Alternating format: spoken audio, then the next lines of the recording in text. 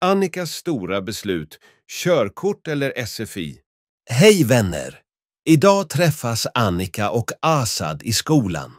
Annika vill ta körkort men är osäker på hur hon ska kombinera det med SFI. Asad har redan gått igenom den processen och vill ge Annika råd och hjälpa henne att fatta ett bättre beslut.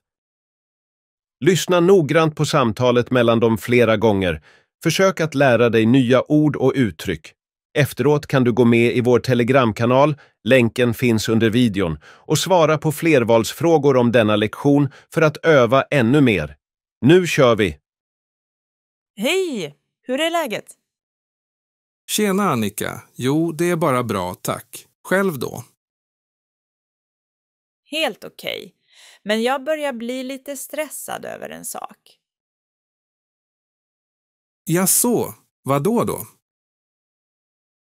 Jag funderar på att ta körkort. Jag menar, det känns som att man måste ha det här i Sverige.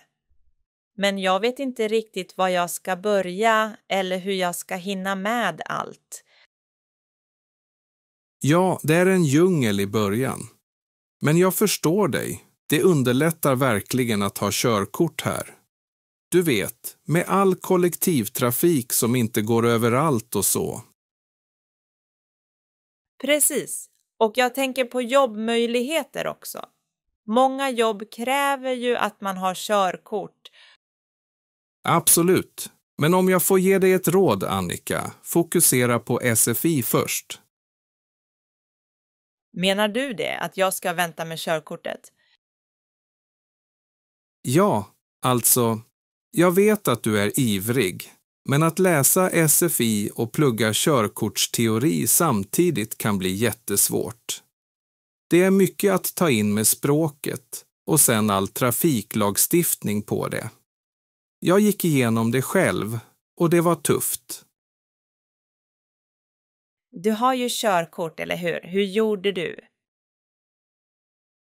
Jag väntade tills jag var klar med SFI, i alla fall med C-kursen. Då kände jag mig mycket säkrare på svenskan och det gjorde det så mycket lättare att förstå allt i körkortsboken.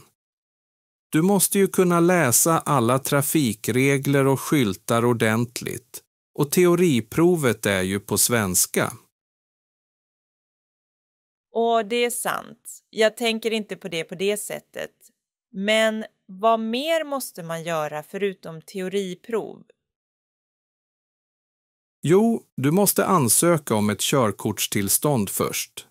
Det är superviktigt. Man gör en synundersökning och fyller i en hälsodeklaration. Sen måste du göra en riskutbildning. Den kallas riskettan och risktvåan. Riskettan handlar om risker med alkohol och droger i trafiken och risktvåan är den här halkbanan. Halkbanan. Har hört talas om den. Verkar lite läskigt. Haha, ja, men den är faktiskt ganska rolig och lärorik. Och sen är det ju körlektioner, såklart. Antingen tar du lektioner på en körskola eller så övningskör du privat. Många kombinerar det. Kan man övningsköra privat? Ja, men då måste din handledare gå en introduktionsutbildning med dig först. Och ni måste ha en speciell skylt bak på bilen. Sen är det uppkörningen, själva körprovet med en inspektör. Det låter som en hel del. Det är det, men det är absolut görbart. Mitt bästa tips är att fokusera på SFI nu, plugga språket ordentligt. När du känner dig bekväm med svenskan, då tar du tag i körkortet. Då kommer det att gå så mycket smidigare. Du har nog rätt. Kanske är det bäst att ta en sak i taget. Tack för rådet, Asad. Det var skönt att prata med någon som varit med om det. Ingen fara, vi hjälps åt. Och du, fråga gärna om du undrar över något mer sen. Jag har ju lite erfarenhet nu Lyssna igen för att anteckna nya ord och öva senare. Hej! Hur är läget? Tjena Annika. Jo, det är bara bra, tack. Själv då? Helt okej. Men jag börjar bli lite stressad över en sak. Jaså, vad då? Jag funderar på att ta körkort. Jag menar, det känns som att man måste ha det här i Sverige. Men jag vet inte riktigt var jag ska börja eller hur jag ska hinna med allt. Ja, det är en djungel i början. Men jag förstår dig. Det underlättar verkligen att ha körkort här. Du vet, med all kollektivtrafik som inte går överallt och så. Precis. Och jag tänker på jobbmöjligheter också. Många jobb kräver ju att man har körkort. Absolut. Men om jag får ge dig ett råd, Annika, fokusera på SFI först. Menar du det, att jag ska vänta med körkortet?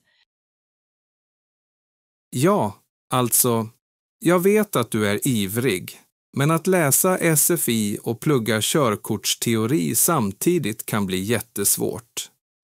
Det är mycket att ta in med språket och sen all trafiklagstiftning på det. Jag gick igenom det själv och det var tufft. Du har ju körkort, eller hur? Hur gjorde du? Jag väntade tills jag var klar med SFI, i alla fall med C-kursen. Då kände jag mig mycket säkrare på svenskan och det gjorde det så mycket lättare att förstå allt i körkortsboken. Du måste ju kunna läsa alla trafikregler och skyltar ordentligt och teoriprovet är ju på svenska. Och det är sant. Jag tänker inte på det sättet. Men vad mer måste man göra förutom teoriprov? Jo, du måste ansöka om ett körkortstillstånd först.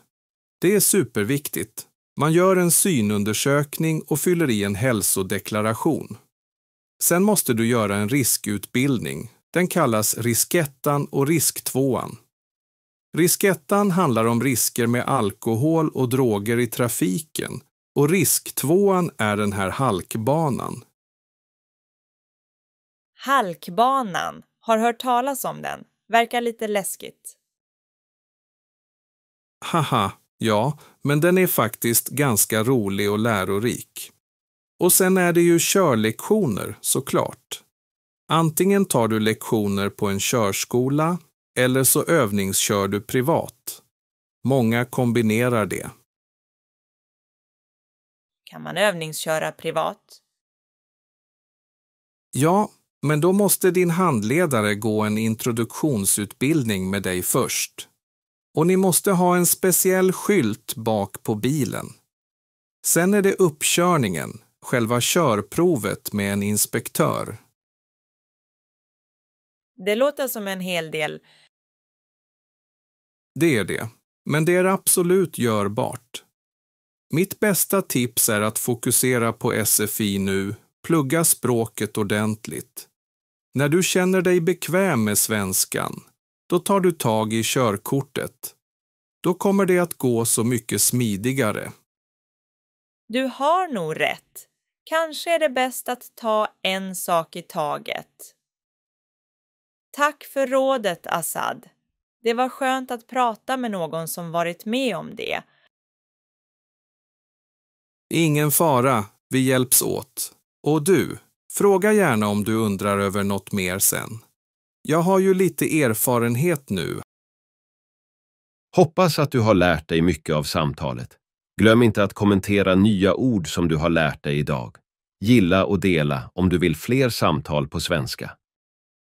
Okej, fantastiska tittare. Innan ni går vidare, låt mig berätta om något riktigt coolt här på YouTube. Det kallas Super Thanks.